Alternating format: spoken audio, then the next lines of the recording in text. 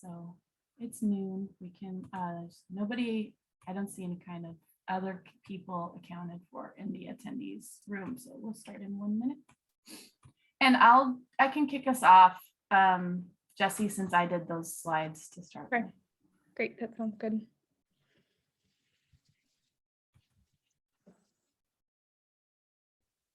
Try not to shiver during the meeting.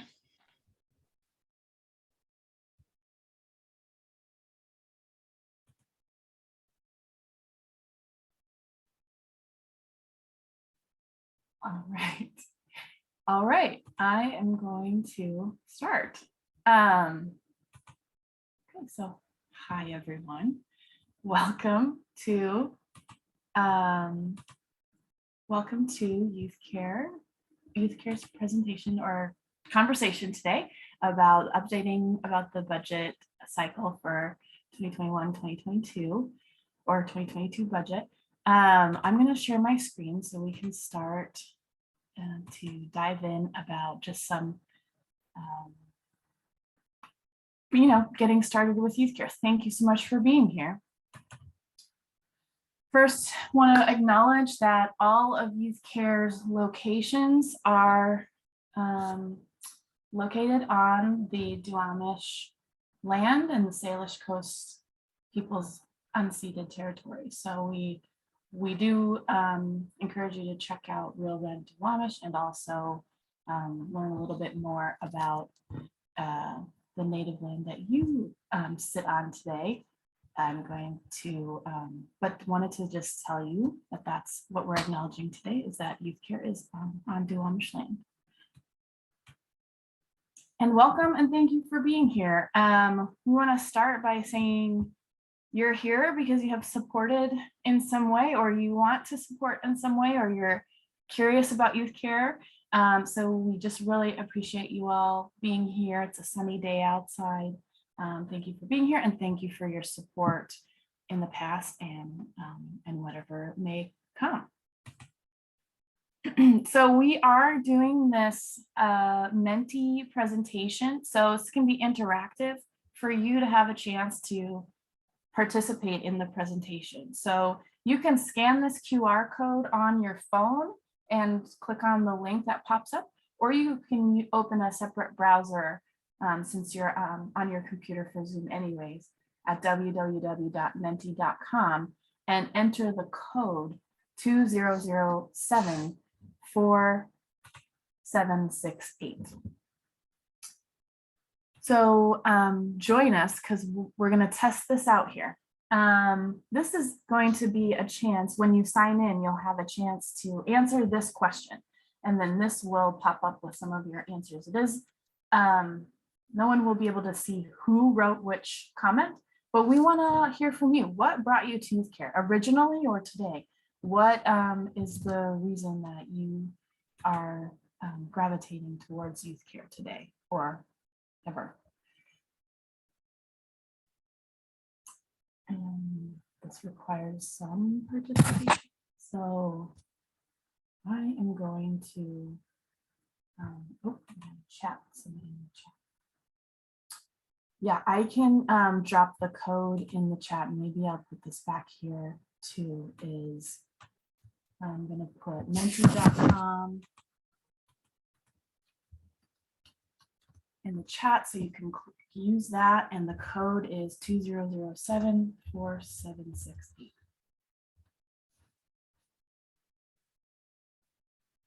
We'll all get to know each other a little bit of what brought you here.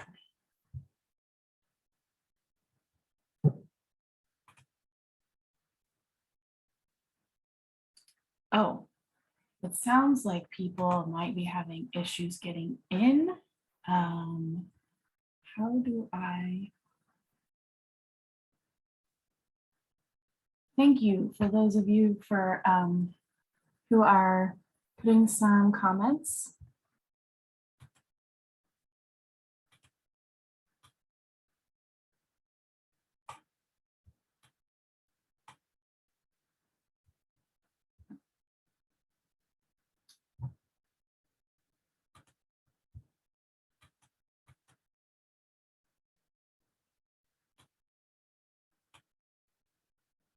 Okay.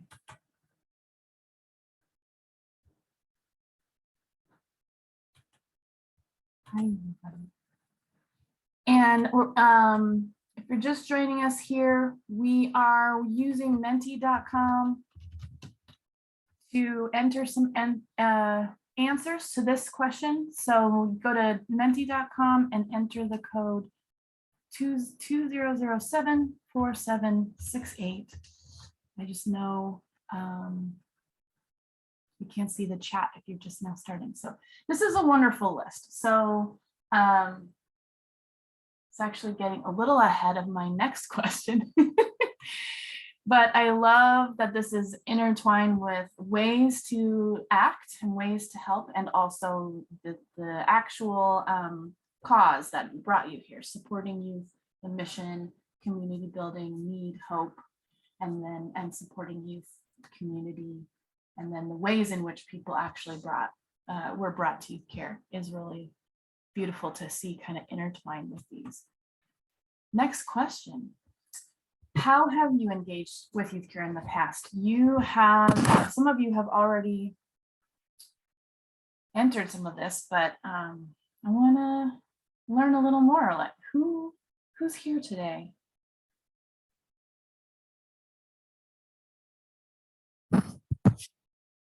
Great.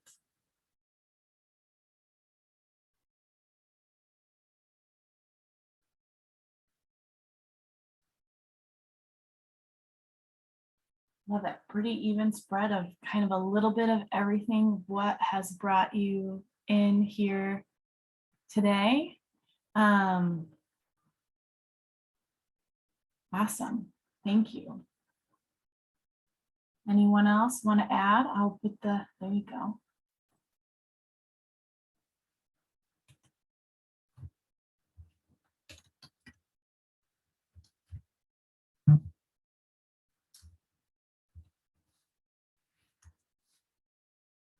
And this is wonderful. Now I want to talk about your future with youth care.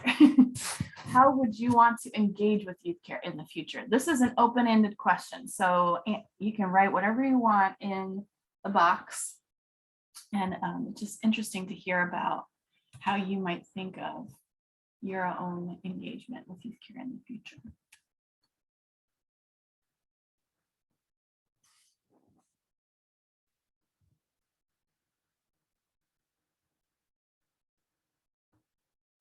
Or if you want to keep doing what you've been doing. I know there's some people here who have done meal volunteering. I mean, that's something that, yeah, there you go, meal volunteering, where that's something we're hoping to kick back off again.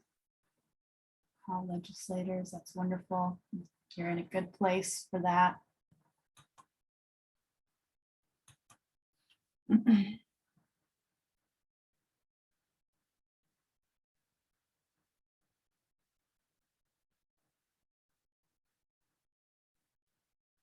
Great.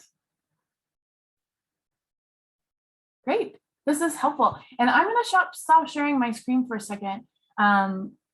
Great. There's some more comments coming. I'm going to be patient for a minute first.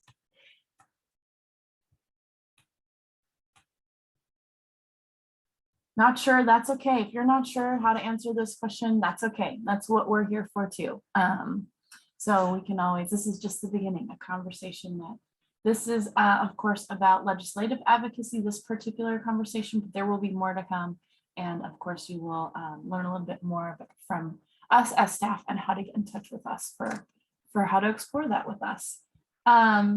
So I'm going to stop sharing for just a second so you can see our faces, and then I'll share the screen again to move forward in the presentation. But I wanted to take a moment to introduce ourselves and again, welcome you here to one of our first community presentations we've done in a little while. We're excited to reconnect with people and continue to do some conversations in coming weeks and months. My name is Randy Esseltine. I use she, her pronouns, and I am the Director of Community Engagement at Youth Care. I recognize a lot of people who are here today. So it's very nice to see familiar faces and and familiar names and new names as well. I look forward to getting to know you more. Jessie, would you like to introduce yourself? Sure. My name is Jessie Friedman. I also use she, her programs pronouns. I'm the director of public policy, and I've been with Youth Care since September. And I'm going to stay on mute for a bit here because I think the mailman is here and there's quite a bit of barking. Okay. And at the end of the conversation today, we'll have a question and answer time. So you can pop questions into the chat throughout. Should be able to do that at the bottom of the screen. We will mostly take time to answer questions at the end, and we will welcome more questions, of course, if you haven't had a chance to pop them into the chat yet. So wanting to jump in a little bit before we jump into the updates about legislative advocacy, wanting to just share a few just updates about youth care. And, first want to acknowledge, youth care is wrapping up the celebration of Black History Month. And we have, very intentionally acknowledged that Black history is celebrated and should be elevated throughout the year. So we actually have a new blog post that I want to share with you all, and you can open this and read it later. Put it in the chat that our Director of Diversity, Equity, and Inclusion recently wrote about Black History Month, but just wanted to elevate here that this is the wrap up of Black History Month almost next week, and I encourage everybody to continue to explore and celebrate Black history and Black lives. We are at Youth Care, a few other updates, still in the midst of COVID, as everybody is, and we have been still operating all of our services for young people. We have been able to serve youth throughout the pandemic. Our staff have worked extremely hard through a lot of uncertain circumstances, and also youth feeling their own level of additional uncertainty in their life through COVID. So, we're proud to say that we have been able to keep our doors open through COVID and, work with staff throughout COVID as well.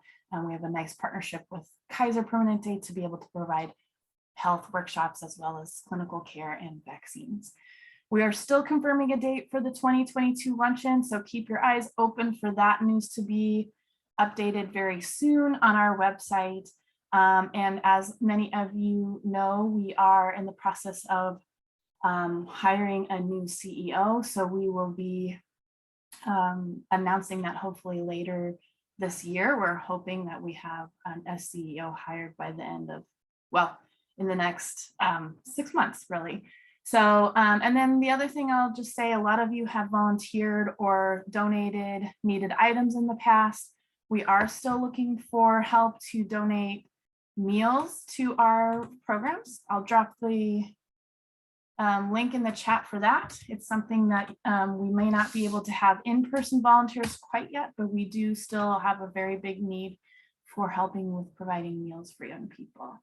And with that, I think I'm already over time, so I'm going to pass to Jessie with the legislative budget updates.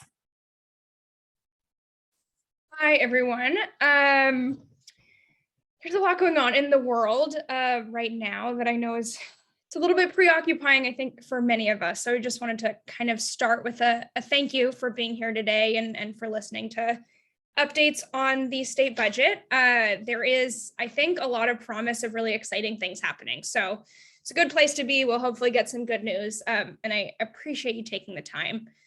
So, I think you hear budgets and everyone's sort of brain turns off. But budgets are really important. It's really kind of how we live out our values and how we decide what, as a state, we prioritize. I consider budgets are as moral documents. It's really us literally putting our money where our mouth is, of what we want to elevate and what we want to fund for the upcoming year.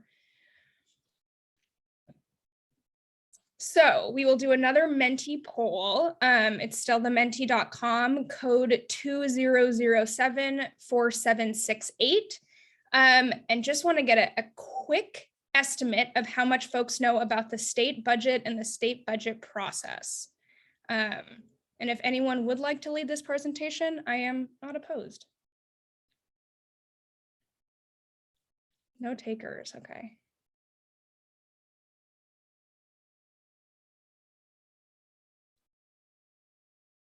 Great, seems like we've got everyone's interested in learning more, which is wonderful. I'll give it another couple seconds here, and then we will move on. Okay, got a good sense of where we're starting out here. Randy, I think we're ready for the next slide. Okay, so a little bit about the process, and I'll throughout the presentation kind of get into where we are in this process. We hear the state budget. The state budget kind of happens in multiple iterations. So the governor proposes a budget, the House and Senate propose their own individual budgets, and then everyone coalesces around what's called a compromise budget. This kind of timeline varies a little bit depending on the year, but this year is what they call a short legislative session. It's a supplemental session. They're only passing a budget for 1 year. So in odd number, nope, it's 2022. In even number years, these are short sessions. In odd number years, so 2021 or 2023, they're what we call long biennial sessions. They pass a 2-year budget. So this process is a little bit longer. But for this year, in a short session back in December, the governor proposed his budget, which kind of lays out his priorities, what he wants to fund. In the last 2 weeks, the House and Senate, this is the state House and Senate in Olympia, or at home as the case may be, each passed their own respective budget proposals. So this has happened in the past few weeks. And then in the next few weeks, in advance of the next kind of session we have of these, everyone will come together around a compromise budget, which will be signed by negotiators from the House, Senate, and the governor's office, and then will become law after that. So we're kind of towards the end of session, wrapping up, and are going to kind of report today on what has been in the budget so far. So Youth Care has a few budget priorities that were created kind of in collaboration between myself and our program directors, kind of what providers are seeing in the field, what would be helpful, what would have a good immediate impact, and then is voted on by our board of directors. So thanks for the board members who are here today who approved these priorities. So the first one, some of you may have heard about our capital campaign. Youth Care, in partnership with Community Roots Housing, which was formerly Capitol Hill Housing, have a property kind of right kitty corner from Seattle Central College on Broadway and Pine that we're hoping to start construction on in the upcoming year, which will hold 74 units of low-income housing for young adults and adults, and then 3 floors of education and employment programming for young people who've experienced homelessness. So this is really kind of an essential step in making sure we're not only housing young people, but making sure kind of they have the skills and the connections to really get living wage jobs and to stay stably housed. Because we know that's kind of often a missing link, and there are lots of barriers to kind of entering those fields often. So we are requesting $4.5 million from the state capital budget to start building construction in 2023. So that's another thing I would mention is all following that previous process, there's both an operating and a capital budget. This is a request for the capital budget specifically because it's a building and construction process. The second one, this is an operating budget request that we're doing in partnership with the Washington Low-Income Housing Alliance, really seeking to address the issue of pay equity for frontline frontline homelessness workers. Often, statewide, what we see is folks are doing really difficult, exhausting work, 24 hours a day at the front lines of the behavioral health crisis and the housing crisis, and often making just barely over minimum wage, which we know kind of in Seattle is tough to live on. So we have folks who are doing this work who are experiencing housing instability themselves.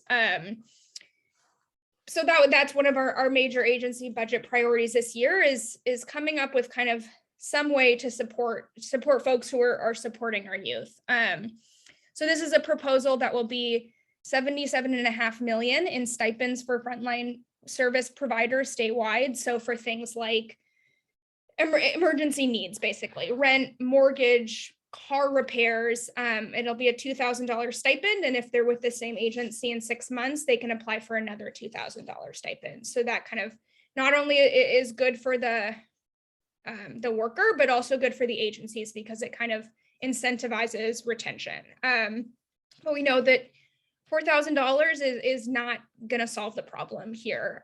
So there's also $500,000 for a workforce study to investigate kind of how we can undo some of this inequity and how we can come up with a more sustainable solution to make sure we're compensating folks for this really essential work. And then the last budget priority is also in the operating budget, and it's about expanding behavioral health access in homeless youth shelters. So we know that young people who are experiencing homelessness and housing instability are disproportionately likely to also be experiencing behavioral health issues. Behavioral health combines both mental health and substance use disorder. And now the dogs are barking again. My dogs somehow always know when there's something happening and they decide to bark then.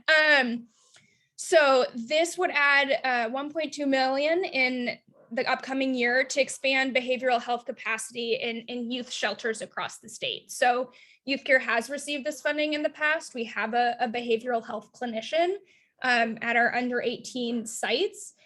And what program staff have seen is young people are more likely to be able to have healthy reunifications with their family when they're appropriate. They're more likely to be able to find and stay in stable housing, less likely to experience hospitalization. So it really is, having that kind of support in site, so folks aren't having to then navigate the behavioral health system. Really just meeting young people where they're at is incredibly helpful. And Youth Care is fortunate to have that funding, and we're advocating to make sure more places statewide do. So budget progress. Again, we've got, I think, 2 weeks-ish left in session. So as I mentioned, in the past couple weeks, the House and Senate have both released their respective budget proposals, and now they're in negotiation. So for the next few weeks, negotiators from both the House and Senate will come together to come up with a final budget. I see the question. I will respond to that at the end. So here's what we've seen in the budget proposal so far. So again, this far left column is the proposal. The request amount is how much we are looking for. The House budget is how much we got from the House. The Senate is how much we've got from the Senate. And then the final budget remains to be seen. So for our Youth Care specific capital budget project, the House budget it's not the full amount, but it's pretty darn close. So $4 million it's a huge investment. And we're really grateful to have that level of investment. The Senate was $1.5 million, which is also a huge investment, but not quite kind of to the scale that we were hoping for.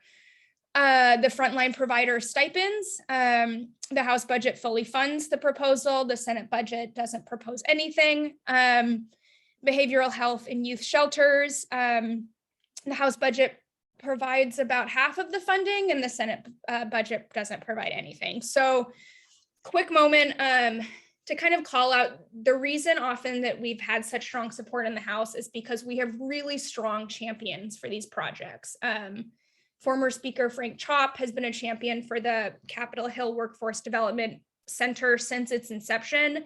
He has fought really, really hard with his colleagues to get this level of funding in the budget.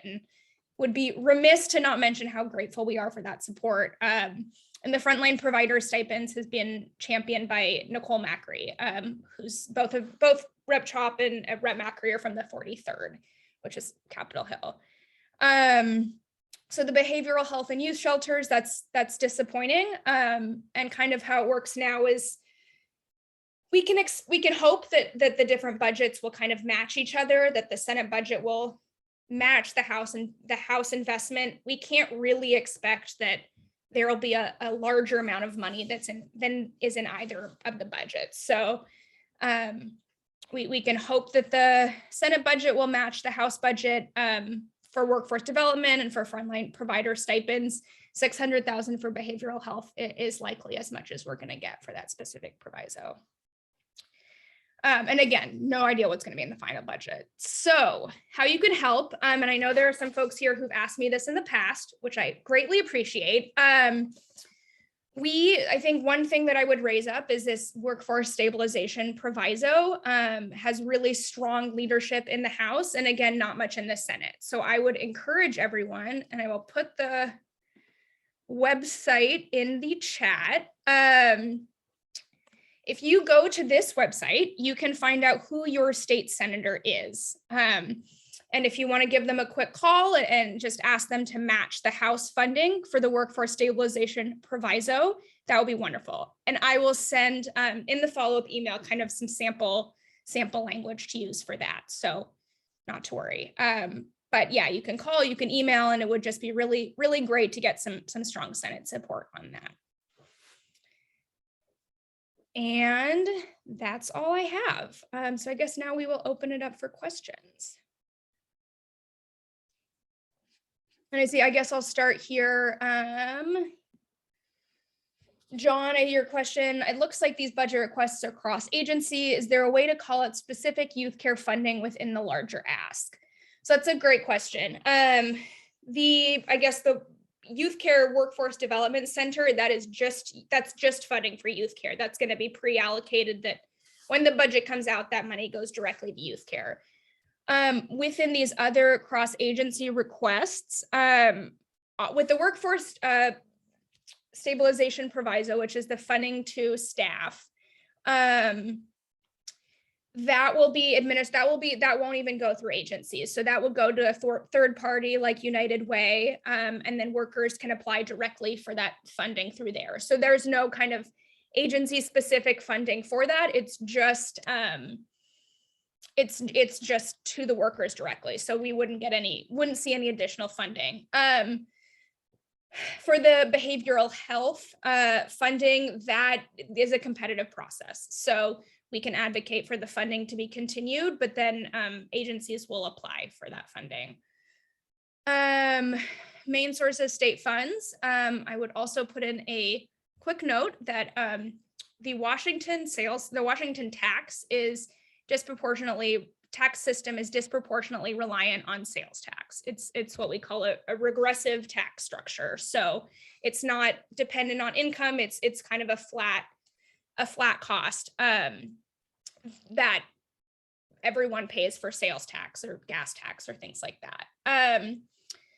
The request amount, so the request amount for each House and Senate. So the request amount, so say it's the 78 million for the workforce study, that's the full cost. So the House proposed that, we'd like the Senate to match it, and then that's just what it'll be in the final budget, is just the 78 million. It wouldn't be a duplication. It's just the House saying this amount of funding is important, the Senate saying, yep, that amount of funding is important. And then in the final budget, they just agree on that, or whatever point in the middle they land on. $5,000, $500,000 a normal cost for this type of study. That is what I didn't come up with that number, so I don't have a lot of context on how that number was reached. But I believe, if it's going to be done by a third party kind of consultant, it's going to be the result of kind of a statewide survey of providers, which is thousands of people. I think making sure you can do really meaningful outreach to folks on all parts of the state. I would assume that would be the cost. I think that's based on previous studies that have been done in the past, but I could come up with a better answer with that if I look into it more, so I can get back to you. Legislative priorities for youth care. That's a great question. So this was my first year. And I think, yeah, there's room for change in the future. But what we did this year is I talked to program staff and kind of heard what was important, what folks were seeing. And then we created the legislative priorities off those. So we work really closely in partnership with a lot of coalition groups throughout the state. So I mentioned the Washington Low Income Housing Alliance. We work really closely with a group called WACHA, which is I can never remember. It's a group of Washington, it's a coalition group of homeless youth advocates. So that includes the Mockingbird Society and other providers like youth care throughout the state. And they kind of lead advocacy work for providers like us. So kind of a combination of internal conversations, external conversations with folks statewide. And then we come up with kind of what youth care wants to advocate on for the upcoming year. I'm gonna look back here and see if I missed any questions. I think that's all we've got so far. Anything else that's coming to folks' minds?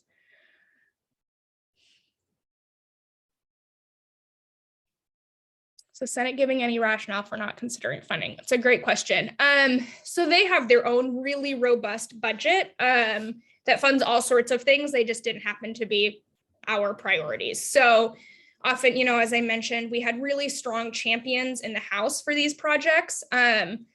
We did have Senator Wynn from kind of White Center, Burien, Vashon, has sponsored both the workforce stabilization and our workforce development center requests. But Frank Chop and Nicole Macri, those are their projects, and they're both in the House. So similarly in the Senate, there are projects that senators are really closely championing and have been working on for years. And those are the projects that come up in the Senate budget, which is not to say they're bad, they're just different. So the hope is then with the compromise budget, everyone's priorities can be included. And the other note I would make about that is budget writing is often the result of the revenue forecast, which is basically a report that comes out quarterly that says kind of how much money is in the state budget. And the most recent revenue forecast, there was a lot of unanticipated additional funding. So there is funding to fund most of these things. That's a great question. I have a kind of a one pager that provides more of the rationale for that amount of funding. I would say, so it's $2,000 stipends each. There's the possibility of getting two. So if you're at the same agency 6 months later, that is double the amount of or I guess half the amount of people if people are getting $4,000 instead of $2,000, because that was kind of a proposal that was put together by the Low Income Housing Alliance. They sort of did the math of how that number came up. But I think, I don't know, again, I don't know the exact proportion that it would cover, but I can dig into that.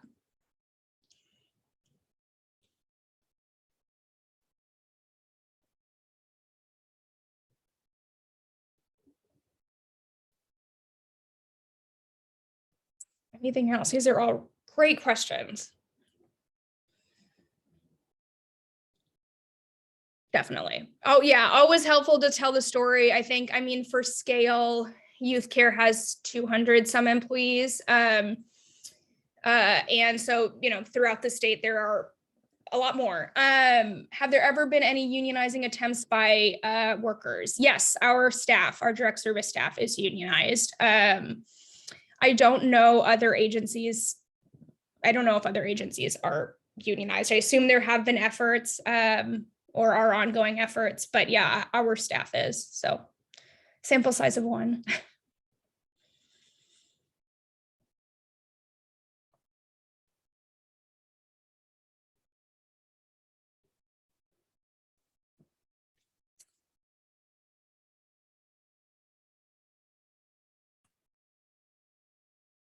Anything else? Thank you guys. Thanks everyone for coming. I appreciate it. It's exciting. It is really exciting. I think in a week and month and a couple years with a lot of very bad news. These are a lot of investments that could really move the needle for young people and move the needle for our staff. And it's good news. It's some much needed good news.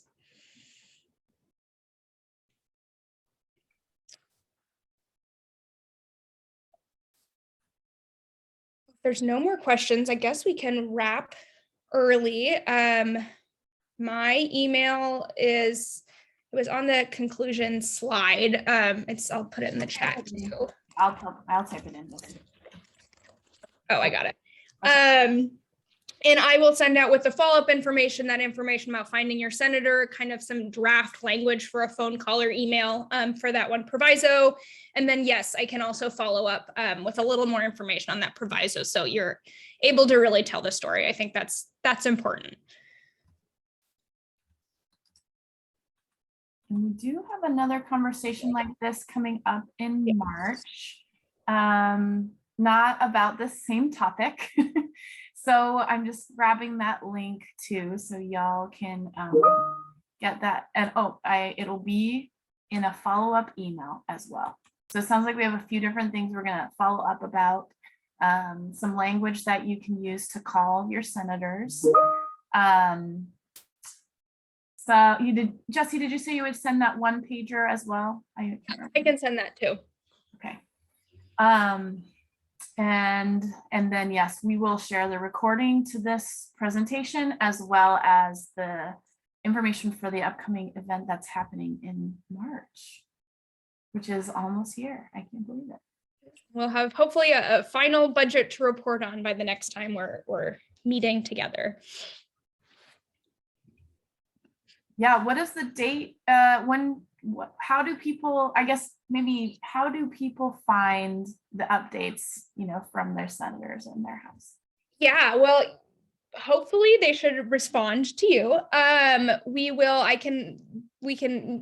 send out kind of advocacy alerts, kind of what is in the final budget. We have another lunch and learn session. The 14th session ends, the legislative session ends the 10th. So pretty quick after it ends, which is usually when the final budget gets passed, we'll have one of these meetings together. But yeah, I would just, if you have specific questions before then or kind of right around then, feel free to email me. These budgets are unfortunately hundreds of pages. Well, I guess fortunately, because it's a lot of wonderful things. They're hundreds of pages long, so they can be hard to parse through, and I would not wish that on any of you wonderful people. Would there be any additional impact if the board sent or called together? That's a great question. I think just because the board is going to be kind of all from different regions, it's really good to have all of your separate legislators kind of hearing that their constituent cares about the issue. So we could come up with a letter to send from the board to everyone's individual constituent, if that's something folks are interested in pursuing. But I would just, I guess, if folks have relationships with individual senators or the senator in your district, I would say reaching out to them is kind of the best bet.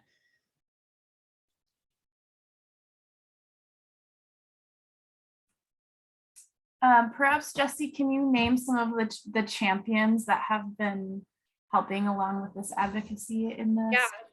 Yeah. So Frank Chop with our Workforce Development Center has been pushing for this for years. He was, instrumental in getting the initial funds to purchase the building. He continues to really fight for us for the construction funding and is just a really strong partner for youth care. Nicole Macri is also co-sponsoring our request, which means basically just another representative who's saying this is important to me. So for the Workforce Development Center, the workforce stabilization request, that's also Rep Macri and Senator Wynn from White Center and Burien. And then behavioral health, I think part of the issue is that there was never a strong champion for that request, which is likely why it kind of fell to the back burner. But there are, the legislature does have a lot of incredible champions for young people. Representative Sen from Mercer Island and kind of the east side is incredible. Representative Callan are all folks that are really going to bat for youth experiencing homelessness. Business partners to use their lobbying efforts. We probably should. I don't know that. I think that's a great question about muddying the waters, because I don't know the parameters of working with business so well. But I think that is an opportunity for partnering in the future, is really working with our business allies, I guess I would say.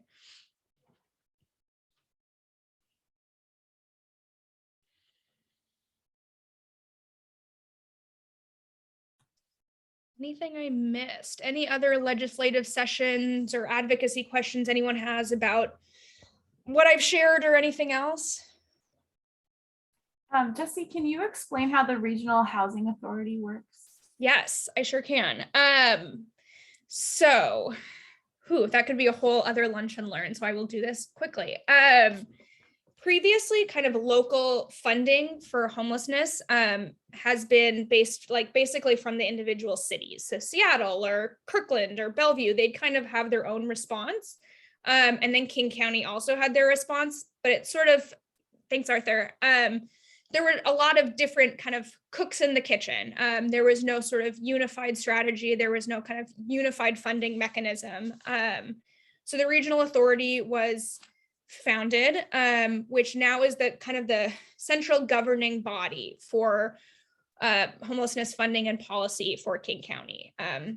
So it's funded by local cities. Seattle City Council gives a lot of funding, and they kind of guide the overall strategy for homelessness. So kind of exciting development there is that they didn't previously have anyone who was working directly with youth and young adult homelessness. They are hiring someone for that, which is great, because that's someone we can kind of partner with. But it's all new. So kind of funding switched over to the regional authority in January, and they're building their team and they're getting off the ground, but it's kind of a new exciting opportunity for partnership, and we'll have to kind of wait and see. But yeah, that's the brief overview I would give. Thanks. I just threw that at you at the last. Yes, no. It's a great question. It's really important. It's very exciting, and it's really new. So there's a lot we don't know, but that's sort of the vision behind it. Yeah.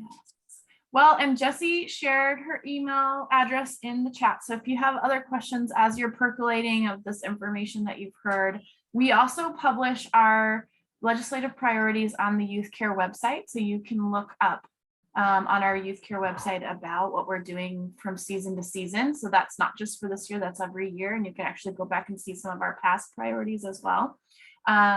So definitely check that out if this is still something that's of interest to dive into more, and reach out to Jessie if you have more questions. And with that, really appreciate your time is valuable. So we want to be sure to be respectful of that. And so feel free to go have the rest of your day and enjoy the sunshine out there and take care of yourself. Have a good weekend. Have a good weekend, y'all.